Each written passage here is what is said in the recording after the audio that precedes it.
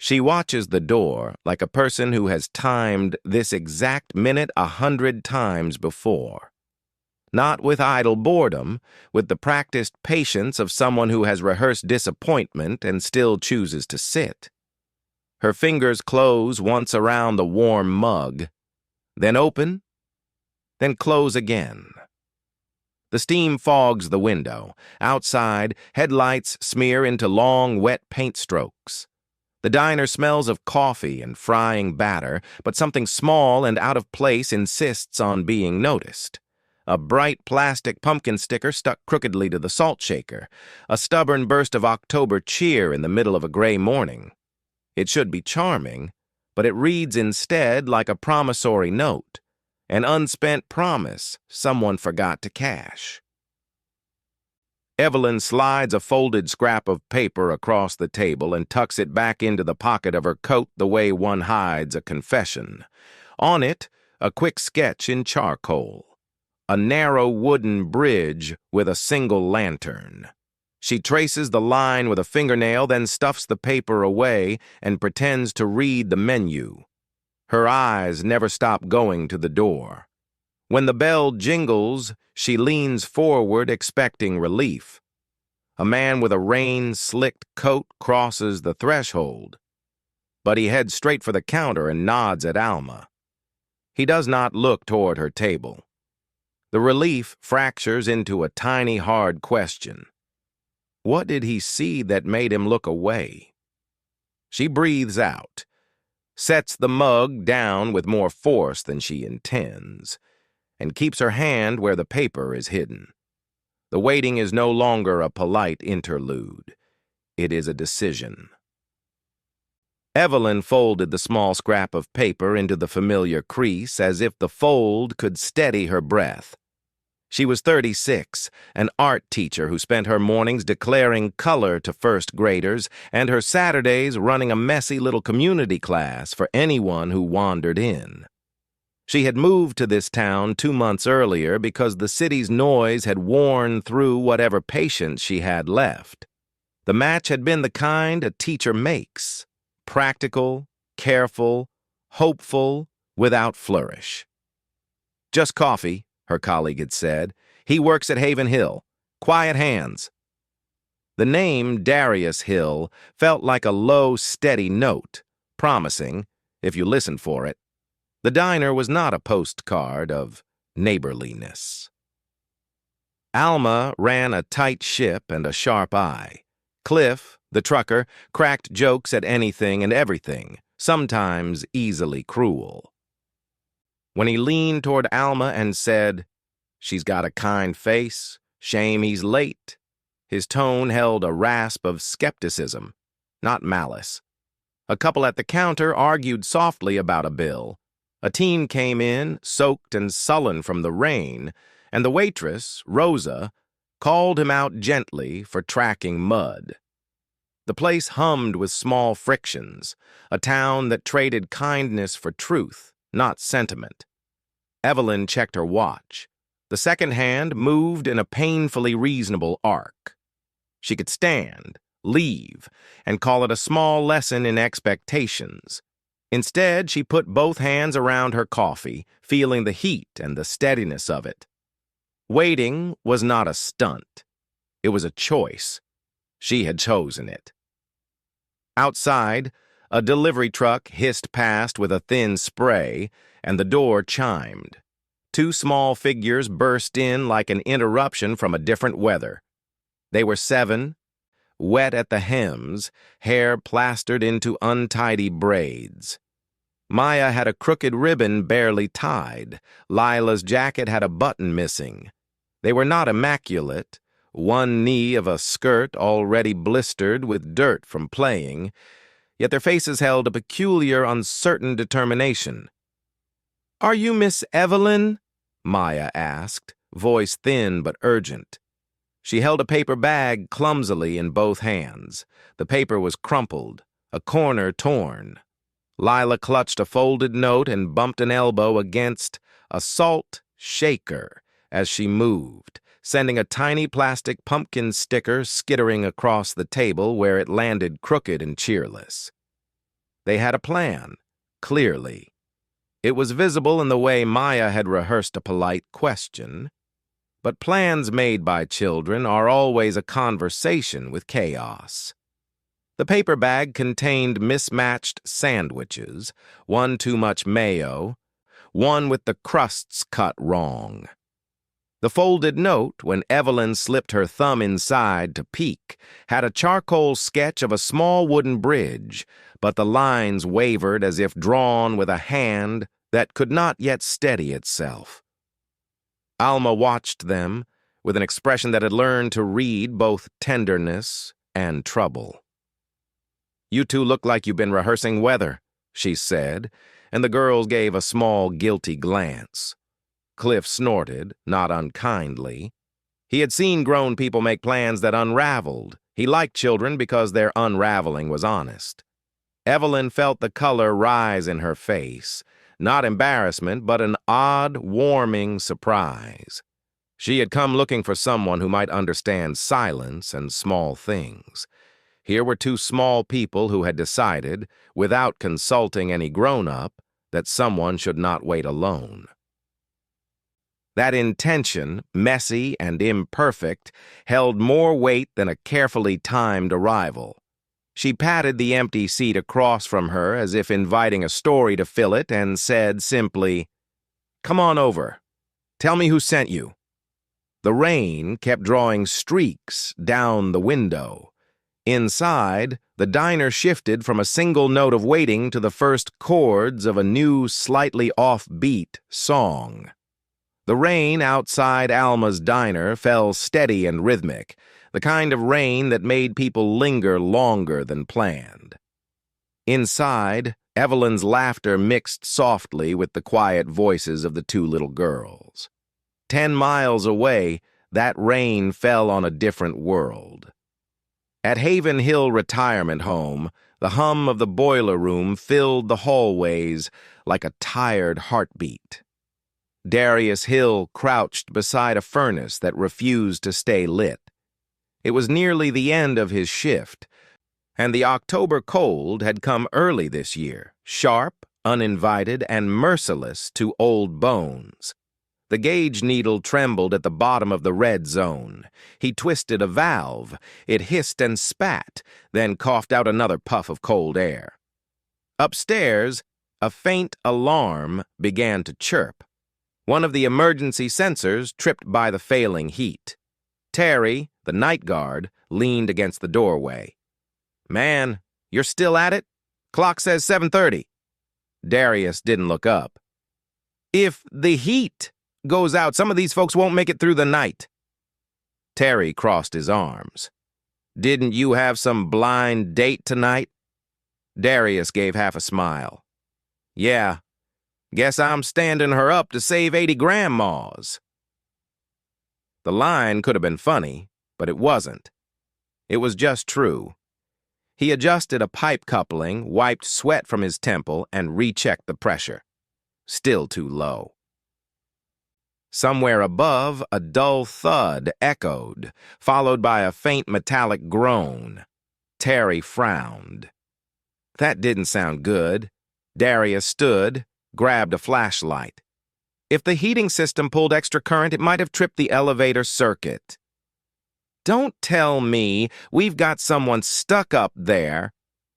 Darius didn't answer. He was already moving down the hall.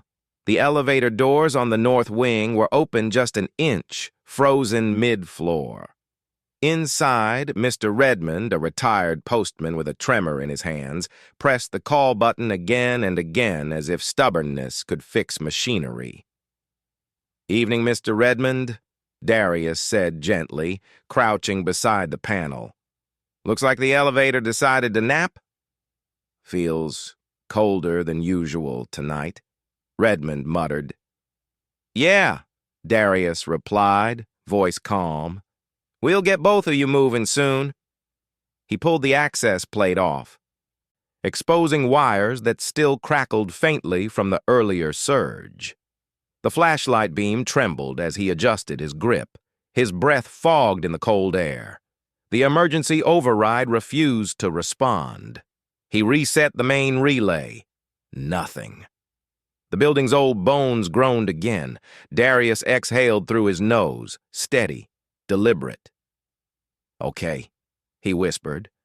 "You can do this." From behind, Terry called, "Need me to call the fire department?" Darius shook his head. "Give me 10 minutes. I can bypass it." He knelt again, tightening one connection, loosening another. The elevator hummed for a second, then jerked downward half a foot before stopping hard. The sound made both men flinch. "Okay, she's stubborn," Darius murmured. "That's fine. So am I." Minutes passed. His phone buzzed once in his pocket, a reminder of the time. 8:15. He imagined the diner, the coffee gone cold, the woman he'd never met staring at the door. His chest tightened with something heavier than guilt, but he kept his focus on the wires. When the elevator finally shuttered open, Mr. Redmond stepped out slowly. Darius guided him to a nearby chair, placed his own jacket around the man's shoulders. "You're a good one, Hill," Redmond said. "Bet someone's waiting on you." "Yeah," Darius said softly, almost to himself. "I hope they don't stop waiting." He walked back toward the boiler room to reset the main breaker. The hum returned, steady now. The warmth spread like quiet applause through the vents. When he checked the clock again, it was 8:47. He wiped his hands with a rag that had long given up on staying clean. His reflection in the small metal panel caught his eye. Tired, a little older than 39 tonight. He thought of his twin daughters, Maya and Lila, probably tucked under blankets, or, he smiled faintly, plotting mischief. He reached for his phone, thumb hovering over the screen. "I'm sorry. Something came up at work. Can we try again?" He didn't send it. Words like that felt hollow without a voice to carry them. He pocketed the phone, turned off the last light in the boiler room, and headed for the door. Back at Alma's diner, the two little conspirators were deep in conversation with Evelyn. "So," she asked, eyebrows raised, "you decided to come here all by yourselves?" Maya nodded, chin high. "We didn't want you to be lonely," Lila added. "And we brought snacks. Sort of." She pulled a soggy sandwich from her backpack, wrapped in too many napkins. The bread was squashed flat. Evelyn laughed in spite of herself. "That's very kind of you," she said. "Does your dad know you're here?" Both girls froze for a beat. Maya bit her lip. "He kinda knows," Lila blurted. "He doesn't not know." Cliff, at the counter, muttered to Alma. "Kids these days, they'll run the world before they can spell it." Alma shot him a look that said, "Hush. They might just do it right." Evelyn smiled, her initial concern melting into something gentler. "And where's your dad working tonight?" Maya looked down. "At the home for old people. The heater broke. He's fixing it." Evelyn's hands loosened around her cup. The story unfolded like a small truth she'd been waiting to hear. Outside, the rain slowed to a drizzle, the last drops tracing lazy paths down the window. Inside, the three of them leaned closer around the table, the space between strangers closing inch by inch. Miles away, Darius finally stepped out into the cold night. His hands were sore, his jacket gone to an old man who needed it more. He inhaled the sharp air, saw his breath drift upward, and let it be. Somewhere, a diner light glowed against the rain. He didn't know it yet, but his daughters had already kept his promise for him. Evelyn rested her chin on her hands, studying the two girls across the table. Their shoes dripped rain onto the tile, and one of them, Maya, she'd learned, had lost a button on her coat. So, Evelyn began gently. "Tell me about your dad." Maya brightened. "He fixes everything, even the radio, when it sounds like ghosts." Lila giggled. "And he makes pancakes on Saturdays. They taste weird but good." Evelyn smiled. "Sounds like a solid resume." The girls leaned closer, eager now. "He was going to wear his good shirt tonight," Maya said. "We ironed it," Lila added proudly. "He said, 'First impressions matter.'" Evelyn blinked, caught between amusement and warmth. "Really?" Lila nodded. "He even practiced what to say. 'Hi, I'm Darius. I'm bad at talking about myself.'" Evelyn laughed softly. The image, a man rehearsing honesty, lodged in her chest. "And he's been raising you both alone?" Maya nodded. "Since Mommy went to heaven. He forgets picture day, but he tries really hard." The word landed like a quiet truth. Evelyn looked down at her coffee, feeling the pulse of something she hadn't let herself feel in a long time. Empathy that wanted to move, not just ache.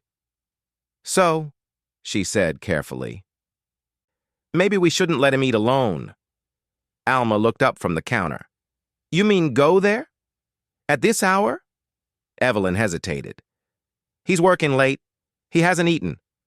Alma frowned. "Haven Hill's not exactly open to visitors at night. And you don't even know this man."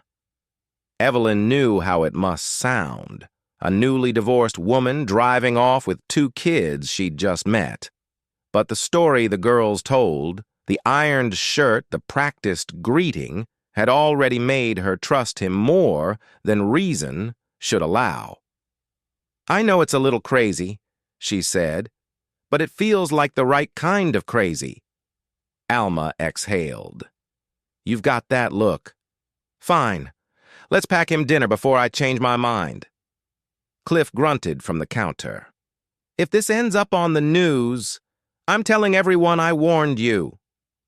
Within minutes, the diner turned into a small command post.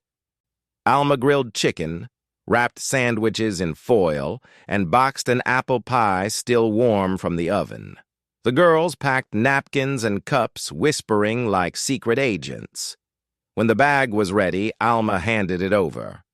"If anyone asks, say the food's from me." Evelyn smiled. "Thanks." "Don't thank me," Alma said. "Just get back before midnight." The drive to Haven Hill was quiet. The road curved through fog, the headlights catching on wet leaves. In the rearview mirror, the twins whispered about whether their father would be surprised or embarrassed. Evelyn listened, hands steady on the wheel, heart not as steady. "You're not doing this because it's romantic," she told herself. "You're doing it because good people deserve to be seen." Haven Hill stood at the edge of town, its brick walls glowing faintly in the mist. Inside, the lobby smelled of antiseptic and tired coffee. A nurse at the desk looked up as they entered. "Can I help you?" Evelyn smiled, trying for calm. "We're here to see Darius Hill. He's working late." The nurse frowned. "Visiting hours are over." Maya piped up. "But he's hungry. We brought dinner." The nurse sighed. "Sweetheart, I can't just let anyone walk in." Evelyn placed the warm paper bag on the counter. "Please. He's been fixing your heat all night. We won't stay long." The nurse hesitated, studying the 3 faces in front of her, then picked up the phone. "Maintenance, you've got, visitors." A few minutes later, Darius appeared, hair damp with sweat, sleeves rolled. For a second he simply stared. The daughters, the stranger, the smell of pie. Maya waved the bag proudly. "We brought dinner," Lila added. "And she helped." Darius blinked, disarmed. "You came all the way out here?" Evelyn shrugged lightly. "They made it sound urgent. He let out a laugh, the kind that carries exhaustion and gratitude in equal measure. Guess it was. They found a small break room down the hall, a table, humming vending machines, soft overhead light. Evelyn unpacked the food. The girls arranged napkins like waitresses. A few residents peeked in, drawn by the smell. Mr. Redmond, from earlier, grinned. "Hill, this a family reunion or room service?" "Maybe both," Darius said. Evelyn cut the pie uneven slices for everyone. Someone turned on the radio, a local jazz station, the notes curling warm and slow around the room. Laughter rose in soft waves. The air, once cold, felt alive again. Darius moved easily among the residents, checking blankets, pouring cider.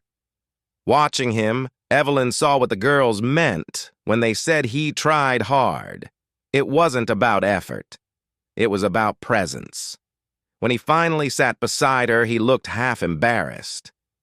"You probably think this is strange." "I think," she said, smiling, "it's the kindest first date I've ever had."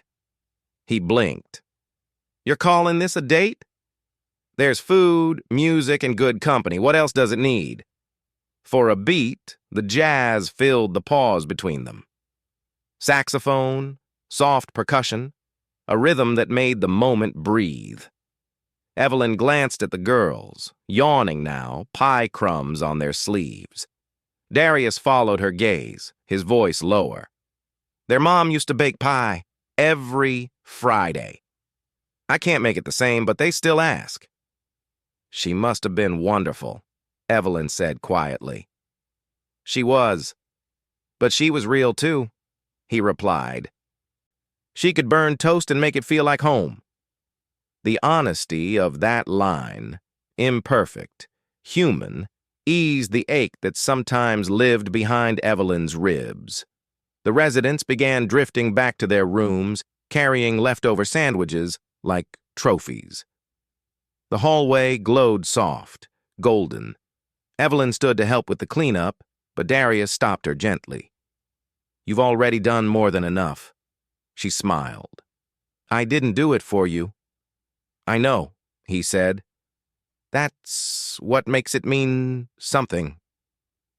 As the night settled, she looked around the small room, at the girls drowsing in their chairs, the man who had stayed late to keep others warm, the old souls who had found laughter again, and felt an unfamiliar kind of peace. Her voice was quiet but sure. Sometimes justice doesn't need a courtroom, just someone in the right place. "Doing the right thing," Darius nodded, his eyes steady. "Then tonight, that's you." Outside, the cold wind moved softly through the trees. Inside, Haven Hill hummed, warm, alive, and for the first time all evening completely still. The break room was quiet now, the kind of quiet that lingers after warmth. Evelyn helped stack napkins, while Darius rinsed the last plate. The soft hum of the vending machine filled the silence, a rhythm to think by. "You don't have to clean up," she said. He half smiled. "I like finishing things I start. Makes the day feel less unfinished." "That's a good habit for an artist," she said lightly, "except you fix boilers instead of canvases." He chuckled. "My art doesn't last. You fix something, it breaks again." He shrugged. "Keeps you humble." "You sound okay with that?" "I have to be," he replied. "You can't build forever. Sometimes you just maintain." The word maintain echoed between them. Evelyn folded a napkin, eyes lowered. Maintenance. It was what she'd been doing too, maintaining calm, maintaining distance, maintaining control. "How long have you worked here?" she asked. 3 years, he said. "After my wife passed, I needed to believe people still needed help. This job, it gives me that." She studied his face for a moment, then asked softly, "And have you found it?" He glanced toward his sleeping daughters on the couch. "Some days, yes. Some days I just find noise. And silence can be louder than noise, you know?" Evelyn nodded, understanding too quickly, and then caught herself. He noticed. "You're one of those people who tries to fix things too, aren't you?" he said, half teasing. She smiled. "I teach art. So, I try to fix color. Doesn't always work." He laughed. "At least your work stays pretty when it falls apart." It wasn't cruel, but the line carried a faint edge, unintentional, maybe even self-protective. It hung in the air between them, small but real. Evelyn felt it, the way a single note can slightly sour a melody. For the first time that night, there was space. Not empty, but uncertain. She decided not to fill it. Outside, the parking lot gleamed under flickering neon. Haven Hill, a place of dignity. The sign buzzed with a soft hum, its reflection trembling in a puddle below. A broken word briefly becoming whole in the water's shimmer. Darius opened the door for her and the girls. The air smelled of wet pine and oil. "You sure you're okay driving back?" he asked. "I'll manage," she said. "You've done enough fixing for one night." He smiled faintly. "Not sure I ever catch up." They stood there a moment too long, as if both wanted to say something that didn't belong to strangers.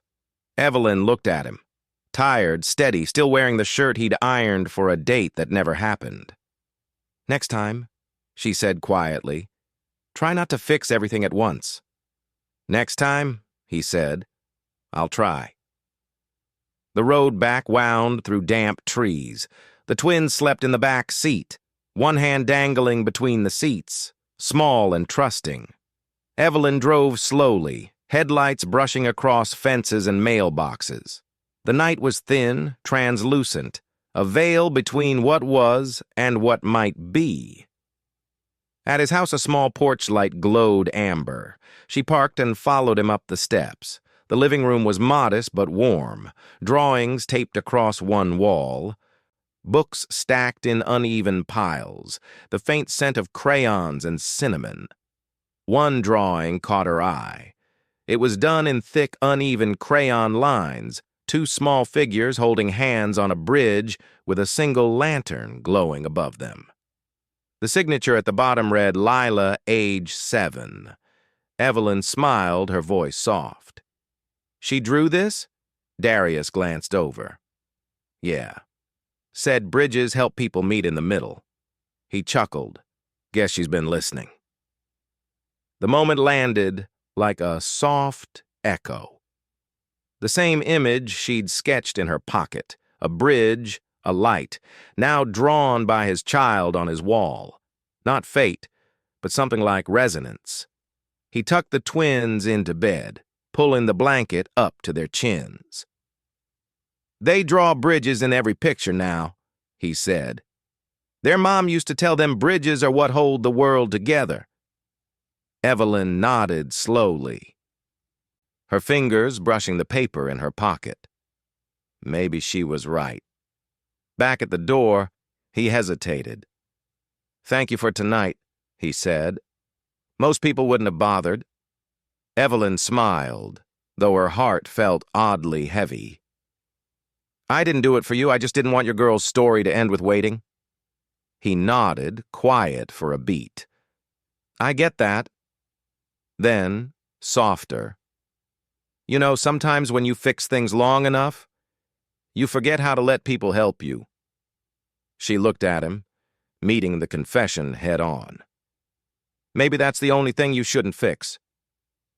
They stood there, two people who had met in kindness but already felt the edges of fear. Not a wall, but the beginning of one. He offered a tired, half smile. "Drive safe, Miss Evelyn." "Good night, Darius." When she reached her car, She saw his reflection still framed in the porch light.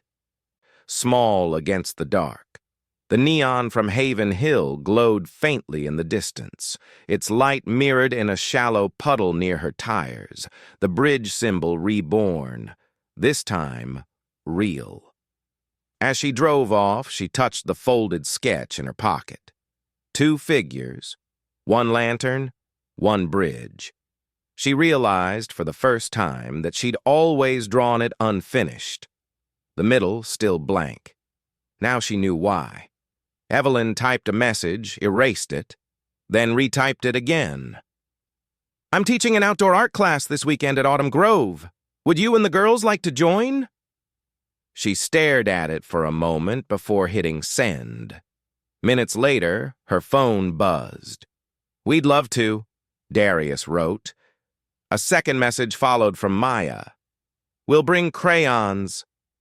Lila sent a sticker of a lantern. Evelyn smiled. Simple, perfect. Saturday arrived bright but cool. The air smelled faintly of pine and dry leaves. Autumn Grove wasn't grand, just a small park wrapped in rust-colored trees, a pond, a few benches. Evelyn spread sketch pads in a circle beneath a low oak and waited. Darius and the twins appeared a few minutes later. He wore the same pressed shirt, slightly stiff, like someone who wanted to do things right. The girls carried a jumble of crayons in a cookie tin. "Hope we're not late," he said. "Perfect timing," Evelyn replied, then immediately doubted her tone. Too teacherly, too careful.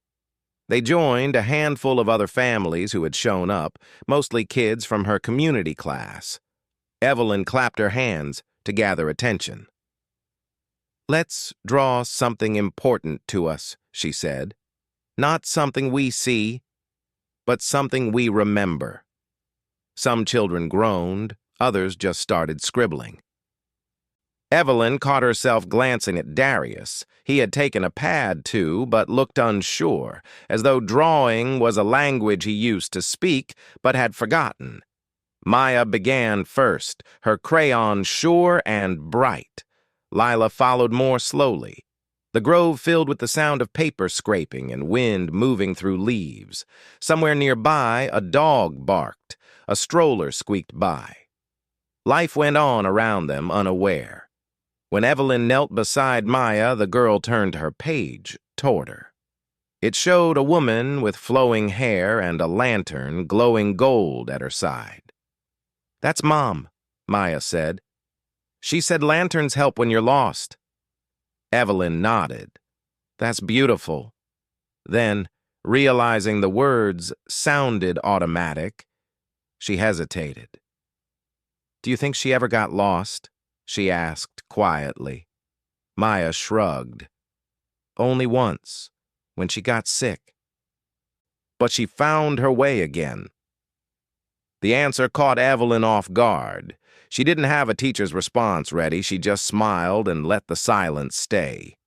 When she turned to Lila, the younger girl held up her own page. It was a simple bridge with 2 stick figures, 1 on each end, and a lantern drawn in the middle. "Mom liked bridges," she said.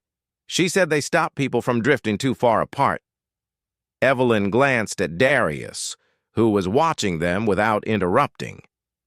His sketchpad rested on his knees, a few faint lines suggesting the same bridge, but unfinished. "She always told them bridges were about courage," he said softly. "You start on one side without knowing what's waiting on the other." His voice cracked slightly, and he looked away. Evelyn wanted to say something comforting, but found herself unsure. The best she could manage was honesty.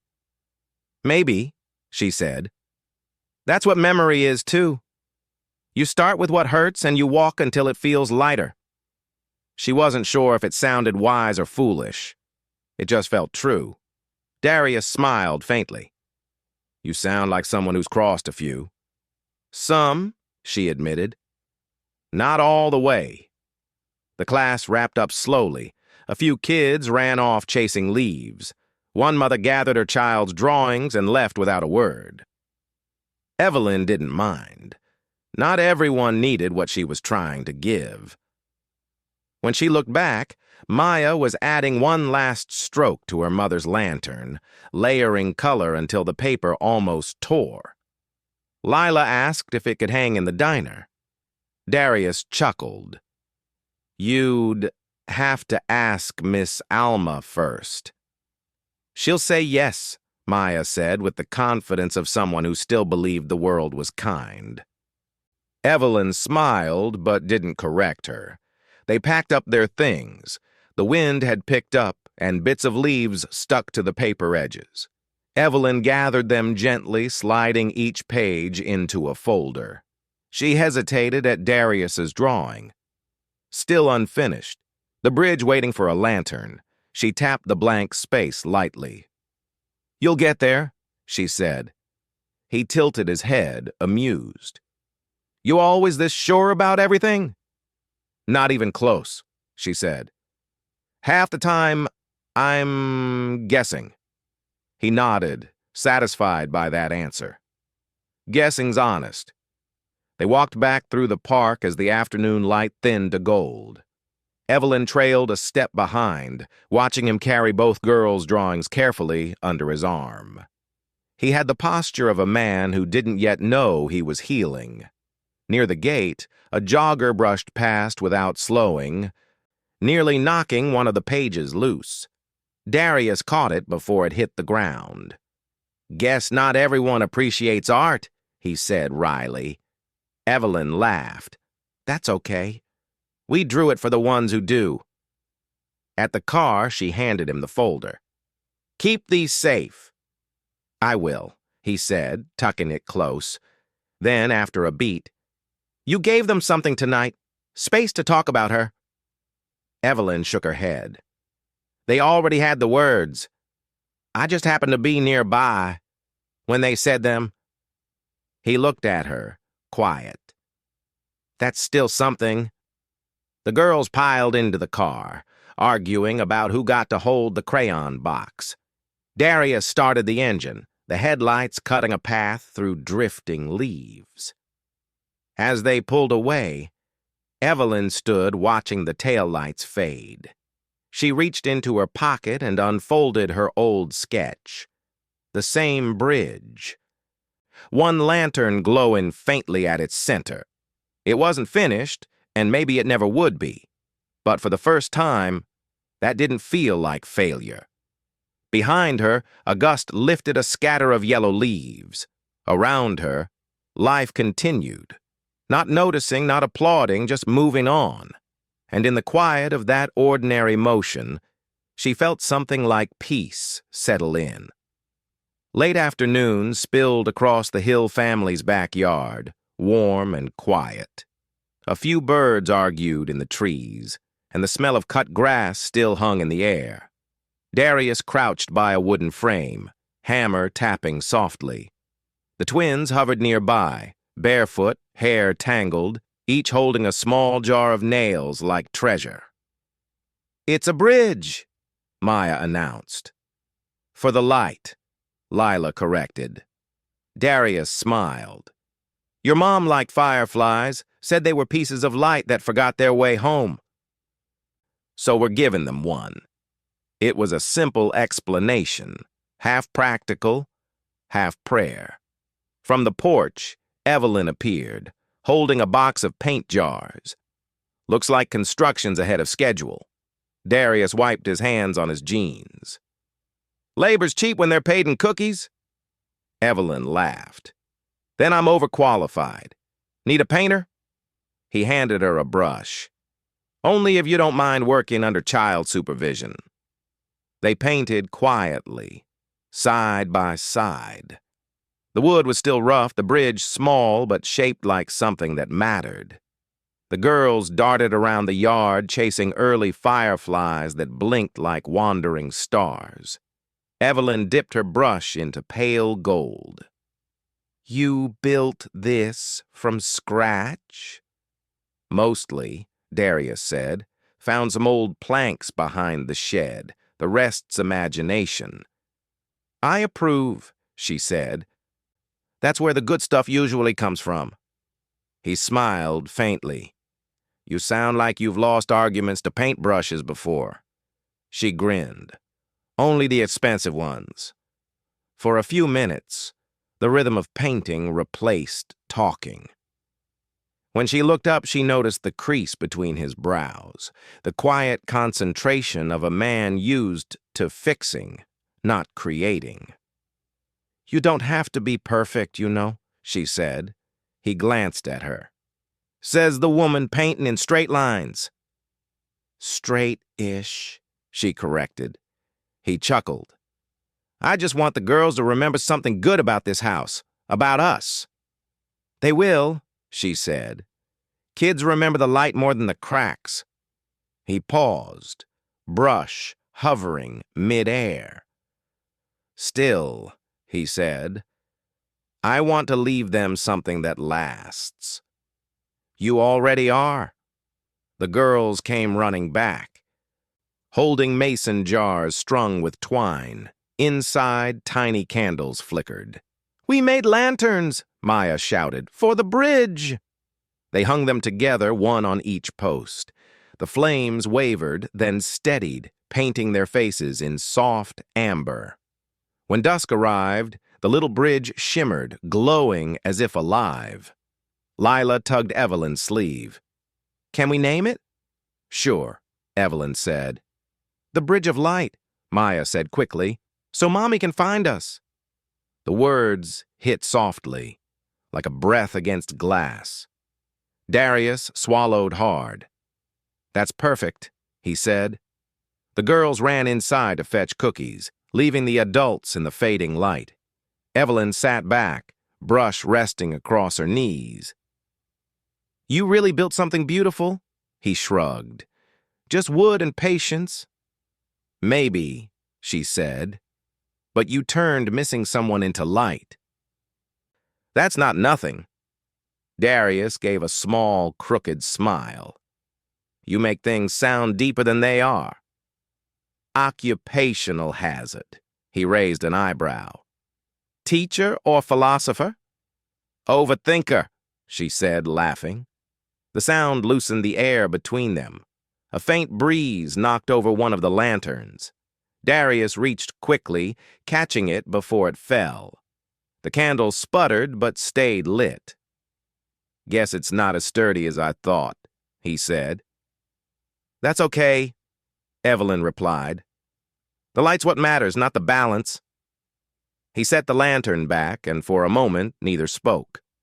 The silence wasn't heavy, just real. They stood back, admiring the bridge. The glow painted their faces in gold. The girls returned, crumbs on their hands, eyes wide at what they'd made. It looks like something from a storybook, Maya whispered.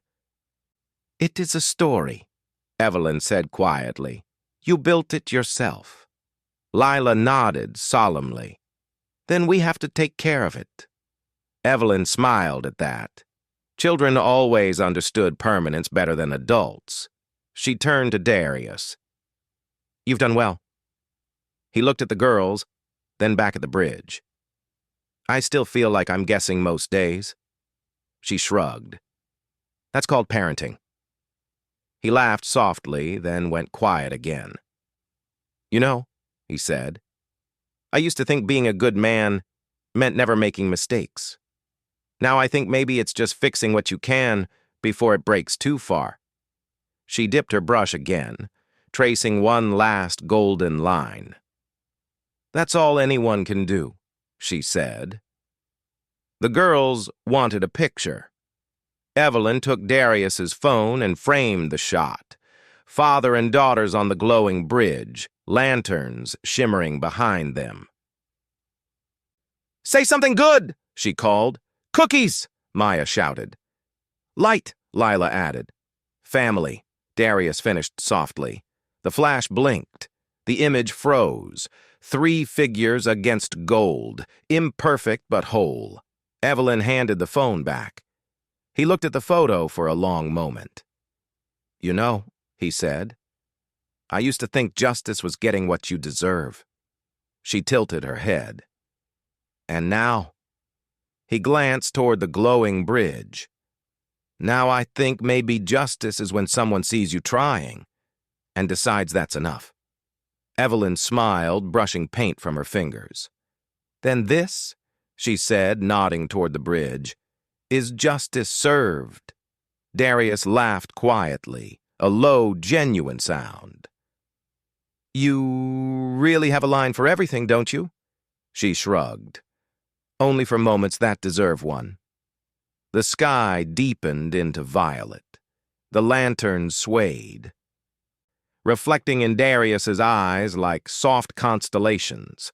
Evelyn packed up the brushes, the smell of paint and warm wood filling the air. When she turned to leave, he said, "Thank you." "For what?" "For reminding me this doesn't have to be perfect to be real." She hesitated, the night folding around them. "Then don't forget that tomorrow," she said. He nodded, watching as she disappeared down the path, the last light following her until the yard was quiet again. Behind him, the bridge glowed steadily, small, imperfect, alive. Proof that kindness, once seen, could become its own kind of justice. Halloween came soft and cold, the kind of night that hummed with the smell of candles and leaves. Porch lights winked through fog. Laughter from trick-or-treaters rolled down the block like wind. At the Hill House, the little wooden bridge shimmered under the porch light, jars of candles already waiting to be lit. Evelyn stood on the doorstep, balancing a pumpkin pie. Darius opened the door, a smear of flour across his cheek, shirt sleeves rolled high. Behind him, two small figures darted in excitement, Maya and Lila in white dresses, paper tiaras slightly bent, each holding a handmade lantern. "Princesses of Justice, reporting for duty," Maya declared, nearly tripping on her hem. Evelyn laughed. "That's a title I wouldn't dare argue with." "Come in," Darius said, stepping aside. "Dinner's in progress." The house smelled of cinnamon and roasted squash. He moved carefully, trying not to spill the soup as he ladled it into bowls. When a bit of pumpkin slipped and hit the floor, he froze, mortified. Evelyn bent to wipe it up, smiling. "Relax. The mess means it's homemade." "Yeah, but the mess might win," he muttered. "Then it's even more real," she said. "Sometimes clumsy is better than perfect." The twins giggled as if agreeing. Dinner was small but warm. The twins filled the silence with stories about school, bridges, and drawings. Evelyn mostly listened. She liked how Darius's laugh seemed to grow easier each time they interrupted him. When the meal ended, Lila spoke up quietly. "Dad says the lanterns help people find their way home. Even Mommy." Her voice broke the chatter. For a heartbeat, the air felt thinner. Darius's hand rested on the table, knuckles white for a moment before he exhaled. Evelyn nodded gently. "Then we should light them soon," she said, her tone more prayer than suggestion. They carried the jars out to the yard. The grass was damp, and the air smelled of wood smoke.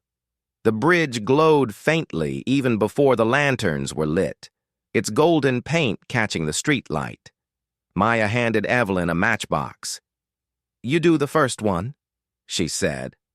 Evelyn struck a match, its flare cutting through the fog. "For your mom," she whispered, touching flame to wick. The candle caught, trembling, then steadied. The others followed, Darius lighting one, then the girls, until a dozen small fires shimmered across the bridge like a constellation pulled down to earth. The twins ran back and forth, the paper crowns bobbing. Evelyn leaned against the railing beside Darius, her breath making pale ghosts in the air. "She would have liked this," he said softly. "She always believed the light finds its way home." Evelyn turned, almost touching his shoulder. "And maybe," she said, "it also helps others find where they belong." He looked at her, uncertain how to hold the moment, half gratitude, half fear. She met his gaze but didn't push it. Some silences shouldn't be solved. The wind shifted, sending one lantern swinging too far. The flame sputtered and died. Darius reached to fix it, but Evelyn stopped him. "Leave it," she said quietly. "Maybe even light needs to rest sometimes." He hesitated, then nodded. "You always know what to say?" She smiled faintly. "Not always. Sometimes I just talk until it sounds true." They both laughed, soft and awkward, the kind of laughter that belongs to people who are still learning how to share space. From the sidewalk, a pair of teenagers in hoodies passed by. One of them glanced at the bridge, shrugged, and kept walking. The other muttered, "Nice setup," without stopping. Darius smiled. "Not everyone gets it." "They don't have to," Evelyn said. "It's enough that we do." The girls came running back, breathless and glowing. "It looks like the stars landed," Maya cried. Lila clapped, her lantern swinging wildly. Evelyn crouched beside them. "Then let's make a wish," she said. "One for her, one for you, and one for whoever still needs light." The girls closed their eyes. Darius didn't. He just watched. Their faces, the bridge, the way every flame reflected in their eyes. The quiet between heartbeats was almost music. Later, when the candles had burned low, Evelyn gathered her coat. "I should go before it gets late." The twins hugged her, smelling of sugar and smoke. "Come back soon," Maya said. "I will," Evelyn promised. "Someone has to check if the bridge still glows." At the door, Darius lingered. "Thank you," he said. "For what?" "For showing up. For not making it complicated." Evelyn smiled. "It's already complicated. We just don't have to name it yet." He nodded, and for a second it was almost too quiet. The kind of quiet that makes you aware of everything you might be feeling. Then one of the girls called from the kitchen, breaking it. He turned toward the sound, relief and affection mixed. Before she left, Evelyn glanced back at the bridge. Most of the candles had dimmed, but one in the center still burned strong, its glow mirrored in the puddle below. She paused at the gate and whispered, "If you've ever lost faith, look around. Justice may still be walking. It just hasn't reached you yet." Behind her, Darius stood at the doorway, watching her fade into the streetlight. The bridge flickered behind him. Imperfect but alive, proof that love, when witnessed, becomes its own kind of justice. If you've ever lost faith, look around. Justice may still be walking. It might be quiet, late, or unseen, but it is coming, carrying a small light for those still waiting. The bridge kept its quiet promise. Night after night, through rain and fog, the jars along its rail burned soft and steady, a thin thread of light across one small yard. Neighbors slowed as they passed. No one announced it. No one planned it. Still, people noticed. A year folded by, stitched together by small, stubborn rituals. Evelyn's free art class met on Sundays in Alma's diner, paintbrushes rattling in old coffee mugs. Darius repaired the creaky chairs and wiped tables after. Kids came with crayons, old men came with stories. And sometimes they just sat together in the smell of biscuits and paint. Outside, the bridge glowed through the diner's window like a second lamp. People began to call it the light that doesn't ask permission. One evening, Mrs. Alvarez from Haven Hill stopped by on her slow walk home. Her cane clicked against the pavement as she paused by the fence. "That bridge," she said to Evelyn, "it keeps me brave on the walk back. I tell myself, if those little flames can stand the wind, so can I." Then she smiled and moved on. No speech, no fanfare, just truth spoken in passing. Inside, Alma leaned her elbows on the counter, watching the reflection of the bridge flicker in the glass. "You know," she said to Cliff, "I've seen heartbreak eat through this town like rust. But this—" She nodded toward the window. "This is the first time I've seen kindness hold its shape." Cliff grunted, half amused. "Don't get poetic on me." "I'm not," she said. "I'm just watching proof." The town didn't change overnight. Some rolled their eyes at the bridge crowd, calling it sentimental. Teenagers once tried to blow out the candles, but the next morning Darius found fresh wicks already burning. Someone else had relit them. That was how things shifted, unevenly in both directions. A boy who'd once mocked the art class showed up the next month. He didn't say sorry. He just drew a single lantern on his paper and left it behind. Evelyn pinned it on the corkboard beside the others without comment. Even small kindness, she thought, needs room to stumble. By spring, the routine had settled. Light the lanterns at dusk, teach whoever showed up. Close the diner late. It wasn't charity anymore. It was habit, like breathing. One windy night, as Darius tightened the last lid on a jar, Evelyn joined him at the bridge. "You ever think we built more than we meant to?" she asked. He glanced at her. "Maybe. But that's how light works. It leaks." She smiled. "Still, it's not always easy. Some nights it feels like no one notices." He chuckled. "Yeah, but look how long we kept doing it anyway." The lanterns trembled in the wind, small and defiant. Sometimes things went wrong. Candles blew out, rain warped the wood. Once a jar cracked and set the paint smoldering before Darius stomped it out. They rebuilt, replaced, repainted. Evelyn called those weeks maintenance miracles. Darius just called them work. But it wasn't perfect harmony.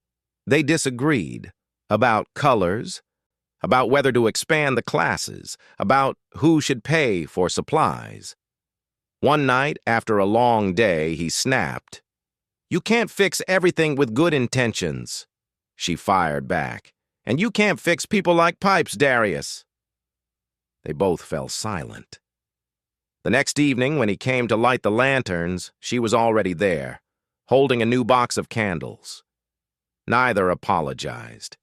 They just worked side by side, wordless, until the bridge glowed again. That was how peace returned. Not through speeches, but through motion. Months later, the diner hosted another art night. The room smelled of chalk and coffee, laughter humming under the low radio. Mrs. Alvarez held up her sketch. Shaky lines forming a bridge, and a single word underneath. Enough. Darius stood beside Evelyn at the counter. Outside, the bridge's light flickered against the glass. "Do you ever think about what happens if the lights stop?" he asked. Evelyn shook her head. "They won't. Someone will remember. And if they don't," she smiled, "then we light them again. That's all justice really is. Trying again, even when no one's watching." He looked at her, the words landing like something long sought. "You really believe that?" "I have to," she said. "Otherwise all of this would just be decoration." He nodded, quiet. Then, almost shyly, "I think you're right." One late autumn night, Nearly a year to the day since the bridge was built, Alma flipped her diner's sign to closed and paused at the window.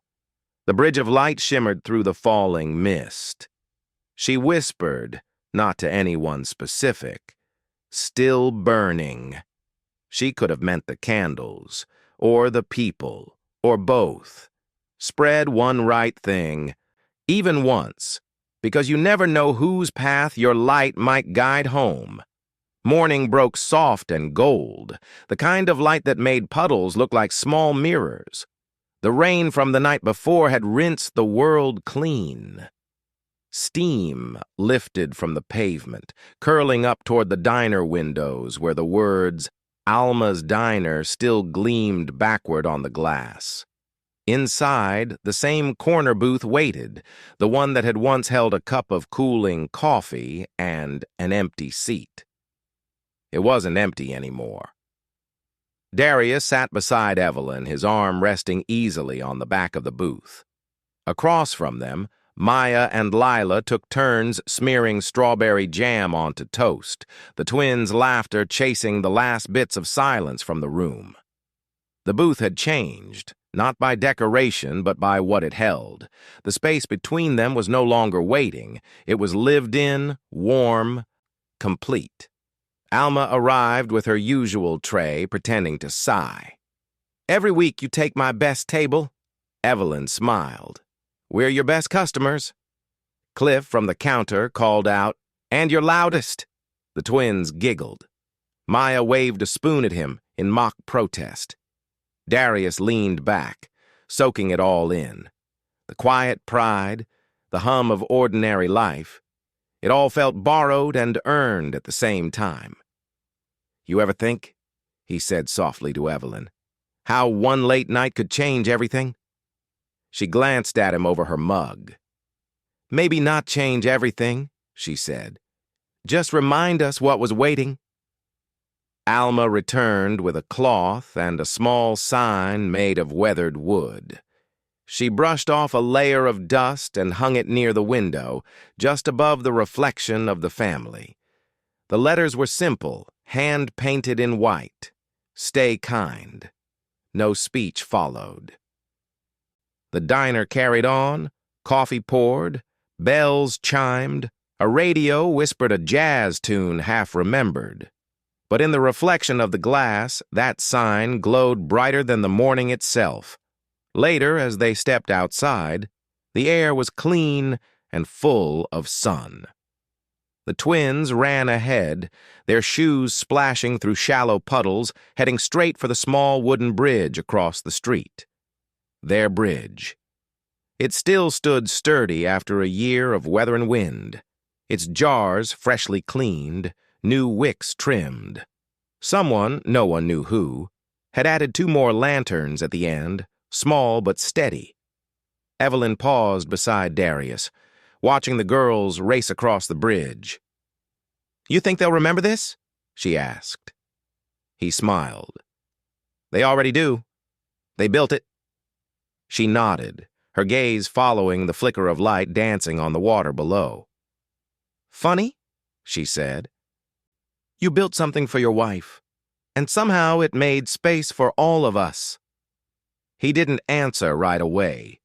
Instead, he looked toward the reflection.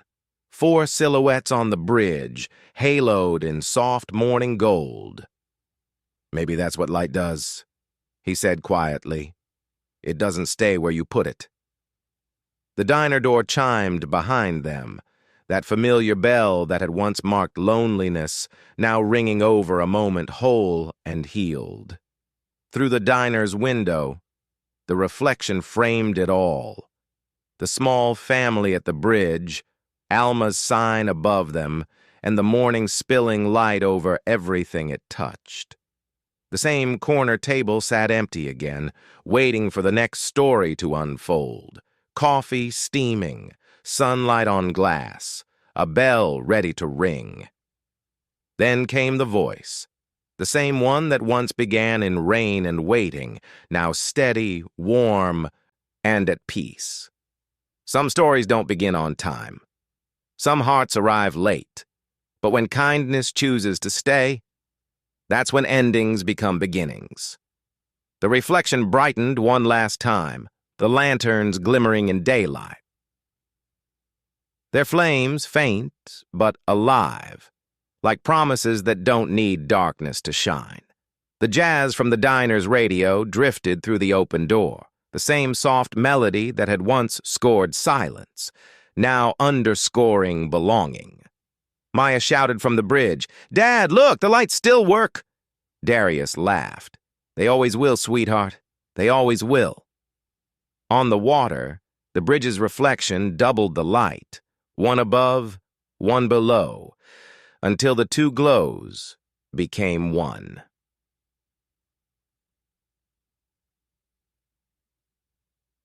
Stay kind, light what you can, where you can, because you never know whose world your warmth might set right again.